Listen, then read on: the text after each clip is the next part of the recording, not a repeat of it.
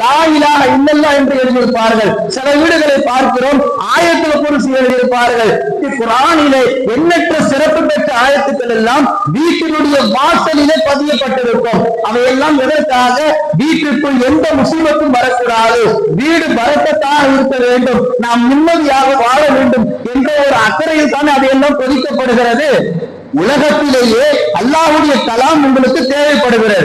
வீட்டு வாசலில் எந்த முசீபத்தும் உள்ள வராமல், எந்த கெடுதியும் வராமல். இதை ஏன் மறுமை விஷயத்தில் உங்கள் சிந்தனைக்கு வருவது கிடையாது? எந்த குர்ஆனை கொண்டு துன்யாவில் நீங்கள் பாதுகாப்பை தேடுகிறீர்களோ, எந்த கலிமாவை கொண்டு உலகத்திலே பாதுகாப்பை தேடுகிறீர்களோ, அதே குர்ஆனையும் கலிமாவை கொண்டு ஸல்லல்லாஹு அலைஹி வஸல்லம் அவர்கள் ஆகிரத்தில் குறிப்பாக நரகத்திலிருந்து பாதுகாப்பை பெற வேண்டும் என்பதாக நமக்கு குறிப்பிட்டிருக்கிறார்கள்.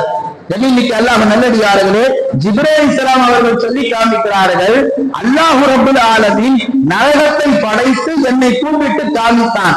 நான் அந்த நரகத்தை பார்த்தேன். நான் சத்தியமாக சொல்கிறேன், அல்லாஹ் மீது ஆணையிட்டு சொல்கிறேன், அல்லாஹ் படைத்த அந்த நரகத்தை இந்த உலகத்தில் ஒரு அடியான் பார்த்தான் என்று சொன்னால், இந்த உலகத்தில் அவன் மிகப்பெரிய பயங்கரத்திற்கும் மிகப்பெரிய பயந்தவனாகவும் ஒதுங்கியவனாகவும் நடுங்கியவனாகவும் விரண்டோடி ஓடுவான் என்பதாக ஜிப்ரீல் அலைஹிஸ்ஸலாம் அவர்கள் ஒரு கட்டத்தில் சொல்லி காண்பிக்கிறார்.